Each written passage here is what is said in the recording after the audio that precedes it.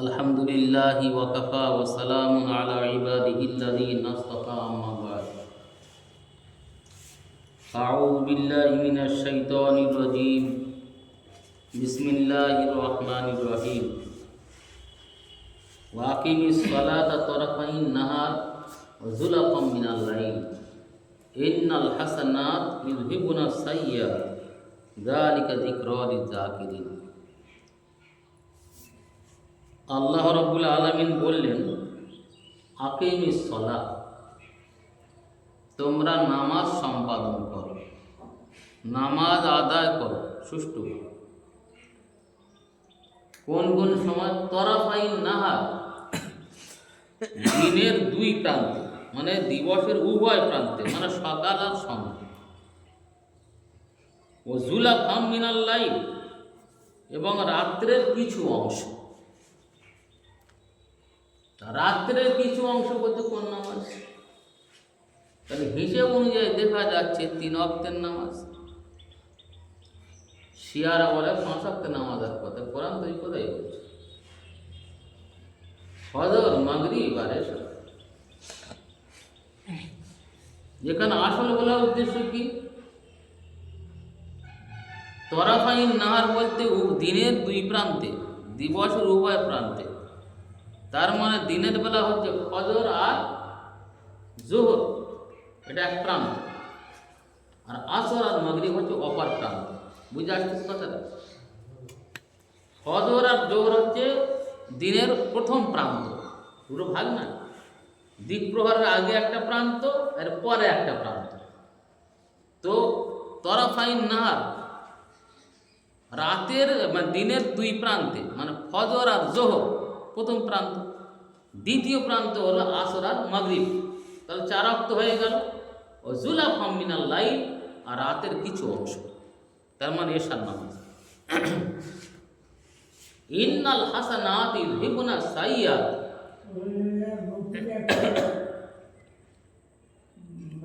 নিশ্চয় নেক কার্যসমূহ গুনার স্তূপকে মুছে ফেলে। গোনার স্তূপ, চুপ কর বকুনি, গোনার স্তূপকে মুছে ফেলে। তাহলে কি হবে? যদি কেউ কোনো গোনার কাজ করে, তাহলে এটা গোনাটাকে মুছে ফেলবে। কোন গোনা? গোনায় সাগিরা না গোনায় কাবিরা? গোনায় সাগিরা। যালিকা যিকরা লিয-যাকিরিন, প্রকৃতপক্ষে উপদেশ যারা গ্রহণ করে, উপদেশ গ্রহণকারীদের জন্য এটা একটা উপদেশ, একটা উত্তম নসিহত। আজ কখন অবতীর্ণ হয়েছিল? যখন একজন লোক আল্লাহ রসুলের কাছে গিয়ে বলল যে, আল্লাহ রসুল, আমি একটা গুনার কাজ করে ফেলেছি। কি গুনার কাজ করেছে? সে একটা মেয়ের চুমু খেয়েছে। এখন সে বলছে, আমার অবস্থাটা কি হবে, এর আইনটা কি? ইসলাম কিছু বলেন, উত্তর দেননি। এমন সময় নামাজের সময়, তার দিকে কিন্তু ফিরে হচ্ছে, তাকাচ্ছে না। নামাজ পড়ার সময় হলো, নামাজ পড়লেন। নামাজ পড়ার পর ওই ব্যক্তিটা চলে গেল। আল্লাহ নবীর কাছে ওই আসলে এই আয়াত, নবী তাকে ডাকলেন, ডেকে বললেন যে, বাস, আল্লাহ তোমার গুনাহ মাফ করে দিয়েছে। তার মানে গুনাহ সগীরা ছিল, গুনাহ কাবিরা ছিল না। তাহলে যদি কেউ গোনা করে, নামাজের ভেতরে গোনাহ সগীরা এবং কাবিরা দুটো মাপ হয়। তার কারণ নামাজের মধ্যে ইস্তেগফার যা আসে, শুধু এমনি নয়, ইস্তেগফারও আসে, তওবাও আসে। সেজন্য যদি কেউ তওবা করে নেয়, তাহলে তার তো গোনাহ কাবিরা মাপ হবেই। 5 ওয়াক্তের যে নামাজ, এ ব্যাপারে বহু সংখ্যক হাদিস আছে যে নবী আলাইহিস সালাতু ওয়াস সালাম 5 ওয়াক্তের নামাজ আদায় করেছেন। সাহাবায়ে কেরাম 5 ওয়াক্তের নামাজ আদায় করেছেন। ইসলামের যে বুনিয়াদ এবং ভিত্তি, সেটা হলো 5টা জিনিসের উপরে প্রতিষ্ঠিত। একটা হলো লা ইলাহা ইল্লাল্লাহ, এই কথা সাক্ষী দেওয়া। বুনিয়াল ইসলাম আলা খামসিন, শাহাদাতি আল্লাহ ইলাহা ইল্লাল্লাহ। ইসলামের ভিত্তি 5টি জিনিসের উপরে ইসলাম প্রতিষ্ঠিত। তার প্রথম হচ্ছে এই সাক্ষী দেয়া যে লা ইলাহা ইল্লা আশহাদু আল্লা ইলাহা ইল্লাল্লাহ, আমি সাক্ষী দিচ্ছি আল্লাহ ছাড়া কোনো উপাস্য নেই, কোনো মাবুদ নেই। আর কি হবে?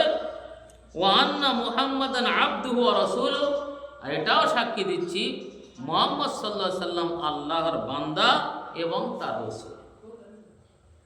আল্লাহর বান্দা এবং তার রাসূল। এক্ষেত্রে একটা কথা স্মরণ করিয়ে দিই, যদি সাময়িক যৎসামান্য কথাটাই বলব। যারা বুজুর্গানে দিন, যারা পীর মুরিদি করান, বিশেষ করে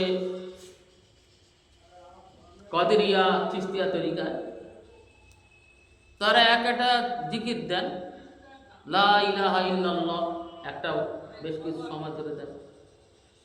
আবার মানে মোট 1200 বার হয়, মানে 12 তসবিহ বলা হয়। লা ইলাহা ইল্লাল্লাহ, তারপরে ইল্লাল্লাহ ইল্লাল্লাহ 400 বার হয়, তার 200 400 600, আর আল্লাহ আল্লাহ 1200 হয়ে যায়। এখন একদল লোকের প্রশ্ন এই জায়গায়, এখন আমাদের এইটাই বেশি মানে দেখা দিচ্ছে প্রশ্ন, যে ইল্লাল্লাহ মানে কি?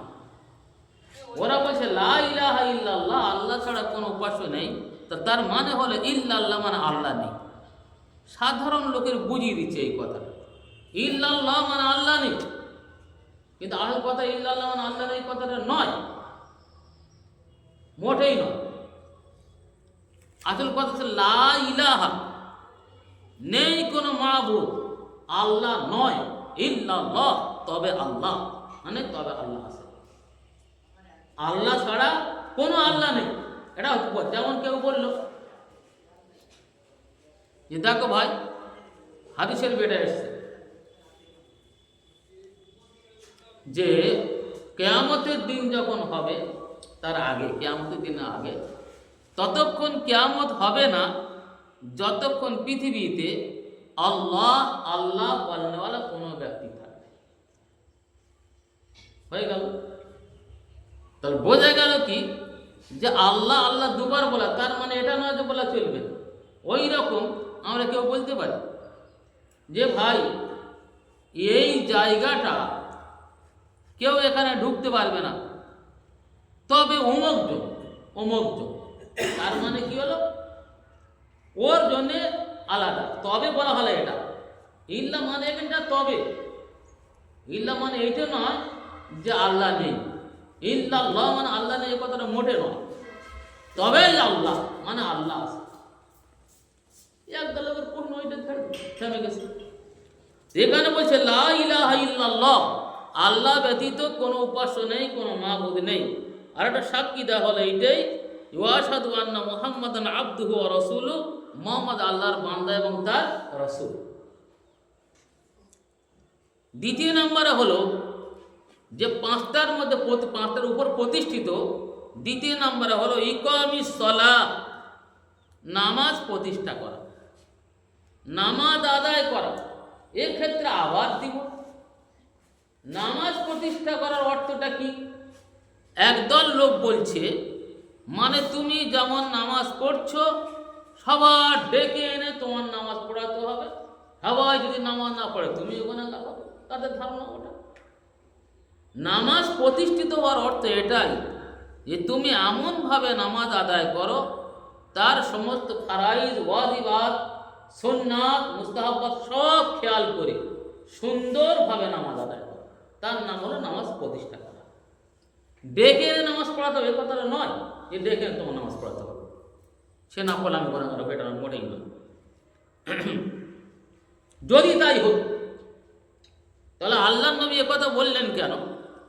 যে আমার মন চায় যারা আজান শুনে মসজিদে নামাজ পড়তে না আসে, মানে জামাতের সঙ্গে নামাজ পড়তে না আসে, তা আমার মন চায় যে আমি কাউকে ইমামতির জন্য দাঁড় করিয়ে দিই, আর জঙ্গল থেকে কাঠ নিয়ে এনে আমি তাদের ঘরগুলোকে জ্বালিয়ে দিই।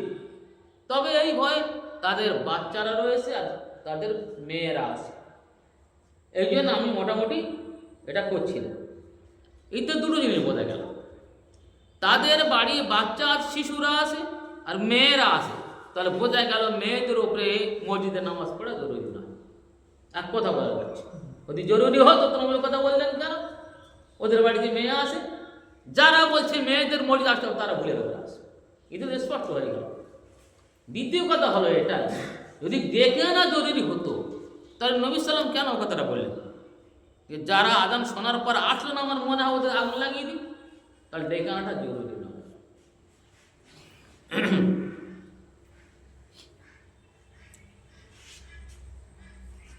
ওইটাই জাকাত, আর জাকাত দেওয়া বর্তমান সময়ে এটা আমরা খুব ভালোভাবে লক্ষ্য করে আমরা বুঝতে পারবো, জাকাতের ব্যাপারে আমরা একেবারে উদাসীন।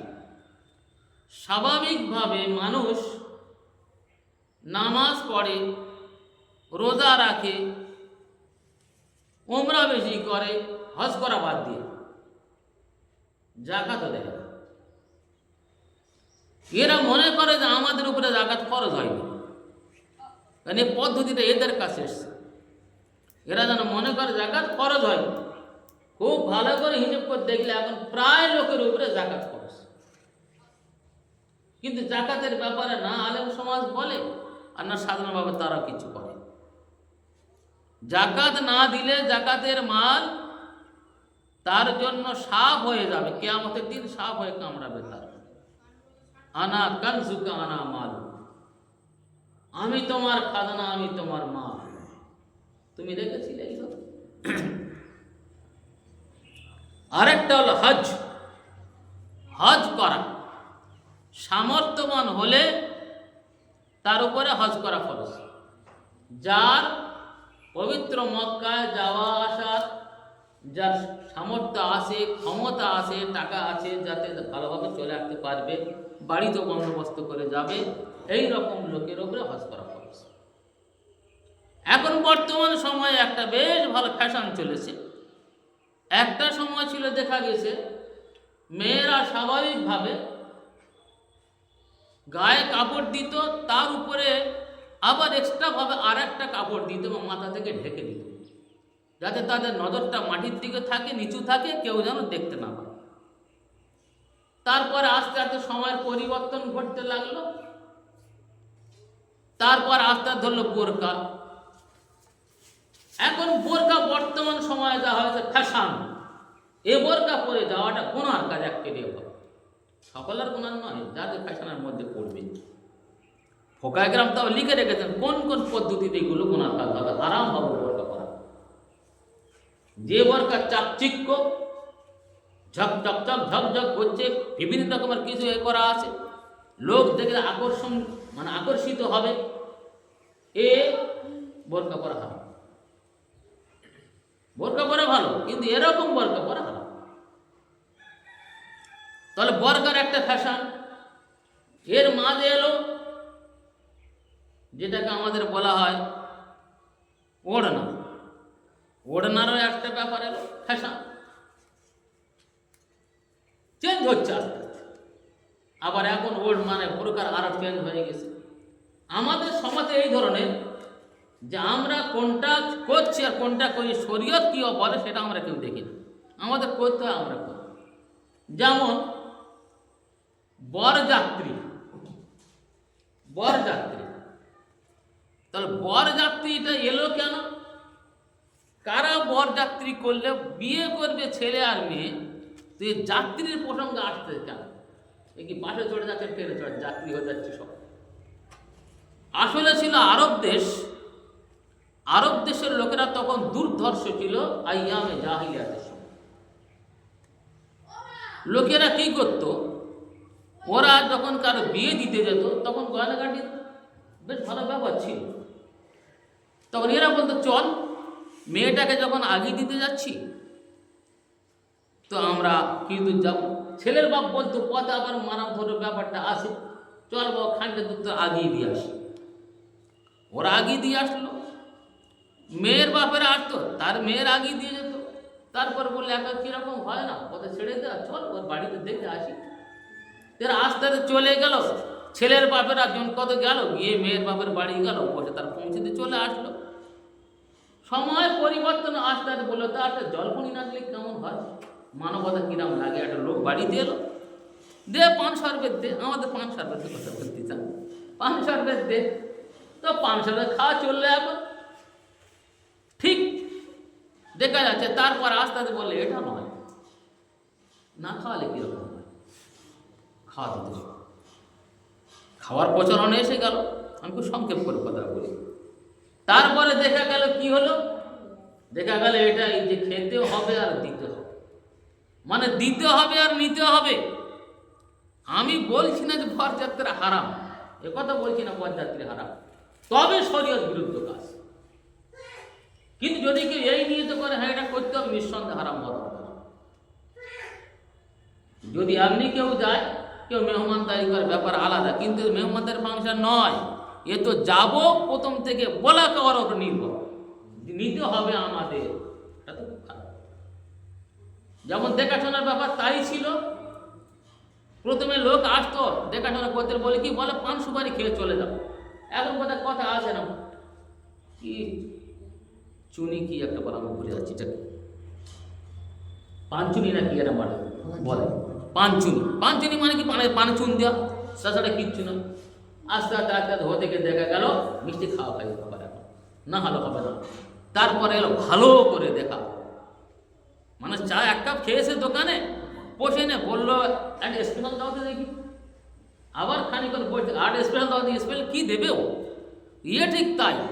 পানচুনি করতে করে দেখা যায় আর ভালো করে খেতে, এখন স্পেশাল খাওয়া হচ্ছে। ও শরীয়ত মানে নাকি, শরীয়ত মানে না, কিন্তু তবু সেই লোকে করছে। কেন আমাদের সমাজ ওই পথেই চলছে অনুরূপভাবে। হজ যার উপরে খরচ, যারা ট্রাভেলসের লোক আছে, ট্রাভেলসের দালাল কিছু থাকে, তারা বলছে আরে বাবা হজ করতে এখন পরে, আগে তুমি উমরাটা করে আসো। তাহলে ফরজ নামাজ পড়ে নে, ও নফল নামাজ টানাটানি করতেছে। তুই ফরজ বাদ দে, আর নফল নামাজটা আগে পড়, ও থাক, ও দূরে থাক, নে দূরে আগে ফরজ নামাজ পড়ে, ওটা বলতে পারে। হ্যাঁ ও বাদ দে, নফল টাকা আগে তুই পড় না, তার মানে টাকার দরকার। প্রায় জায়গা শোনা যাবে কথা বলছে যে তোমরা মোটামুটি কথা উমরা করো, এখন হজে অনেক টাকা লাগবে, উপরে করবে, এখন তুমি অত চিন্তা করতে পারো, ও চাচা তোমার টাকা আছে কি হতো, উমরটা করো দেখি, হ্যাঁ উমরা করো। তাহলে যার খরচ, তার খরচ থেকে তার দূরে সরানো হলো, আর একটা নাফিল তার উপরে তার উদ্বুদ্ধ করা হলো, তুমি এইটাই করো। আমরা কত ভালো অবস্থা আমাদের এই। বলছে ওয়াল হজ, হজ করতে হবে, যার হজ হবে হজ মাবরুর। আল হজ্জুল মাবরুর লাইসা লাহু জাযাউন ইল্লা জান্নাহ। হজ মাবরুরের বদলা একমাত্র হলো জান্নাত। আল্লাহ যার হজটাকে গ্রহণ করে, হজটা কবুল হয়, হজ মাবরুর। কিন্তু হজ কবুল হওয়ার তো আমার শর্ত সারাই থাকবে নাকি, যে যা বললো আজ যা করলো তার হজ হয়ে যাবে, এত সহজ কথা। হজের ক্ষেত্রে আল্লাহ পাক বলেন, যখন হাজিরা হজ করতে যান, যখন তারা ইহরাম পরে ছোটাছুটি করে, আল্লাহ খুব পছন্দ লাগে। আল্লাহ হাসেন যে আমার বান্দা আমার পাওয়ার জন্যে একদম সে কিভাবে না খাওয়া দাওয়ার কোনো চিন্তা না কিচ্ছু, একেবারে সে মানে পাগলের মতো হয়েছে আমার ছুটছে, আমার পিছনে আমার পাওয়ার জন্য ছুটছে। এটা আল্লাহ তাআলা খুব আনন্দ বোধ করেন।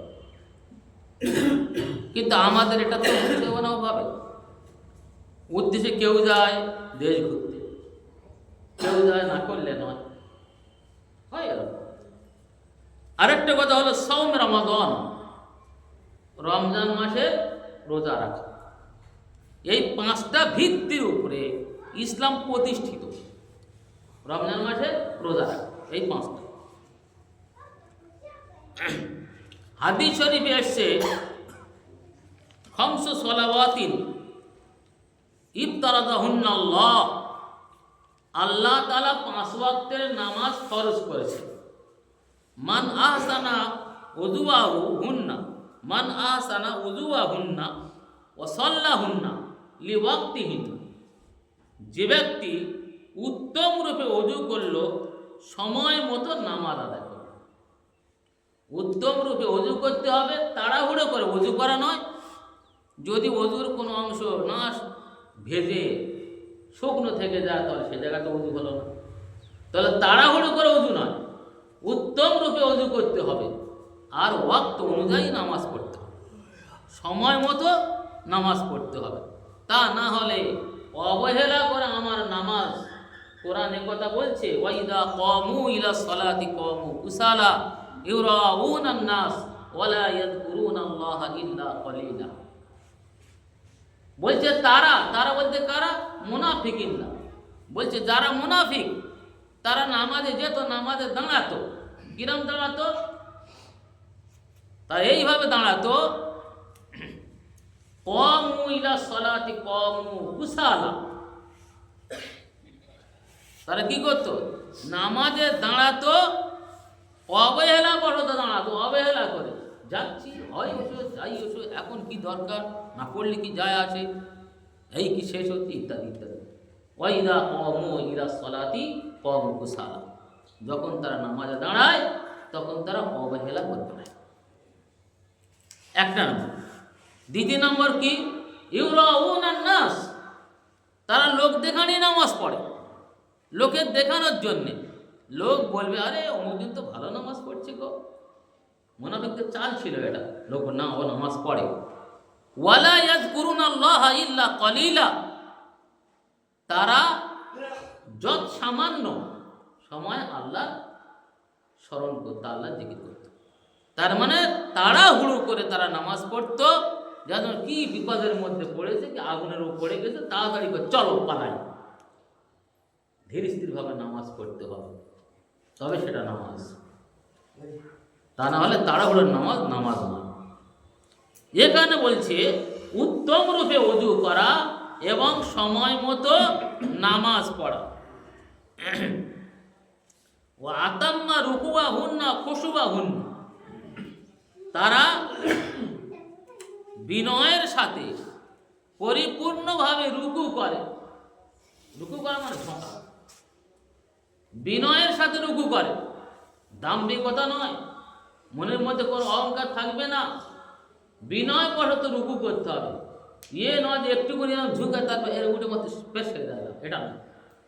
সুন্দর রূপে তুমি ওযু মানে রুকুতে যাও, রুকুতে দেরি করো ভালো করে, তোমার অঙ্গ প্রত্যঙ্গ ঠিক বসে যাক তার জায়গায়, এবার আস্তে আস্তে তুমি ওঠো, পুরো সোজা হয়ে যাও। এ নয় যে একটু উঠে মধ্যে ফেরা লুঙ্গি মুচি করে তেড়িয়ে আছে, মানে ঝট করে পড়বে, এটা নয়। কিন্তু তারপর আবার সাজদায় যাও, সাজদা সুন্দরভাবে সাজদা করতে হবে। বহু লোকের দেখা যায় সাজদা করতে গিয়ে একটা সাজদা দেওয়ার মাথা তুলতে পারে না, এত ভার হয় মাথা, কথা মন্ত্রী বোঝা থাকে, এই পড়া সারেক তুলবে, তুলে ফেলে দেখবে তুলে মতো, এতে নামাজ হবে না। সাজদায় যাওয়ার পরে আবার তার সুন্দরভাবে উঠে বসতে হবে, তারপর আবার ফের রুকু করতে হবে। বসে তাড়াহুড়ো নয়, তার প্রতিটা অঙ্গ প্রত্যঙ্গ তার জায়গা যেন থেকে যায়। একে বলা হচ্ছে আতাম্মা রুকুআহুন্না বা খুশুআহুন্না, তার খুশু হতে হবে, বিনয় হতে হবে, বিনয়ের সঙ্গে থাকতে হবে।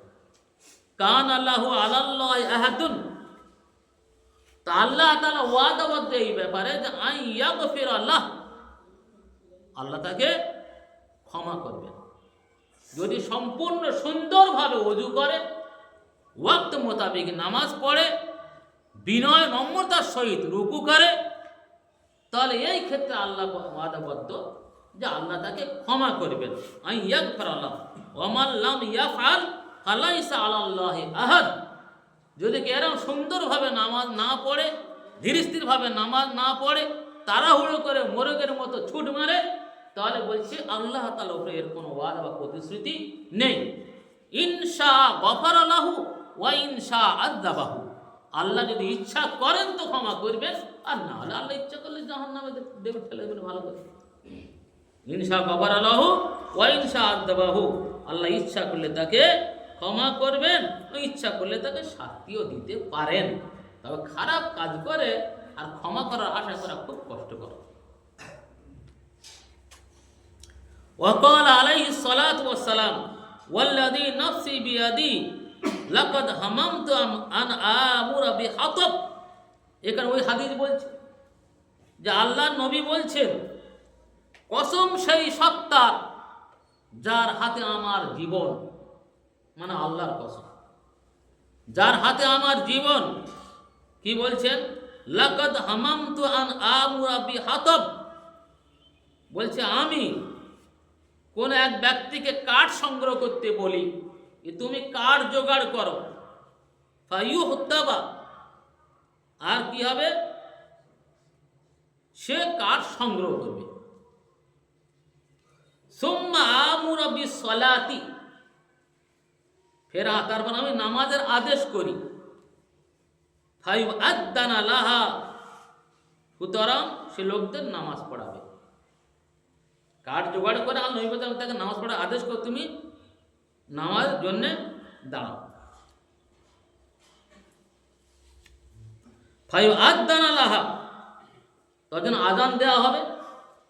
সুম্মা আমরা রাজুলান, ফের আদেশ করবে কি, ফাইয়াউমান নাস, এসে লোকদের নামাজ পড়াবে। কাঠ জোগাড় করতে বলবেন, কাঠ জোগাড় করা হবে, রসুলাম তার বলে আজান দাও, আজান দেওয়া হবে, তারপরে বলবেন একজন নামাজ পড়াও। সুম্মা উখালিফা ইলা রিজাল, আর তারপরে ওই সমস্ত লোকের পিছনে যাব আমি, তাদের পিছনে লাগবো। লা ইয়াশহাদুনা সালাতা, যারা নামাজে হাজির হয় না, যারা নামাজে হাজির হয় না তাদের পিছনে লাগবো। যারা নামাজে হাজির হয় না, ফাউহাররিকু আলাইহিম বুয়ুতাহুম, তখন তাদের ঘরগুলো আমি জ্বালিয়ে দেব। নামাজের তাকিদ, জামাতের তাকিদ দেওয়া হলো যে নামাজ পড়ার ক্ষেত্রে তোমরা খুব সজাগ থাকো, জামাতের সঙ্গে তোমরা নামাজ আদায় করো। এবার ওই আয়াত যেটা পড়েছিলাম, ওই আয়াতে এসছে ওয়াকিমিস সালাতা তারাফাইন নাহার ওয়া যুলাফাম মিনাল লাইল ইন্নাল হাসানাতি ইউযহিবুনা সাইয়্যাত যালিকা যিকরা লিয-যাকিরিন। তোমরা দিনের উভয় প্রান্তে নামাজ আদায় করো রাতের কিছু অংশে, আর নিশ্চয় নেক কার্যসমূহ গুনাহের স্তূপকে ধ্বংস করে দেয়। আর এটা উপদেশ গ্রহণকারীদের জন্য একটা উপদেশ। অর্থাৎ বোঝা গেল আমরা যারা নামাজ পড়ি অনেক ক্ষেত্রে আমাদের ত্রুটি বিচ্যুতি দেখা যায়। চেষ্টা করা দরকার আমরা যেন ভালোভাবে যত্ন সহকারে নামাজ আদায় করতে পারি।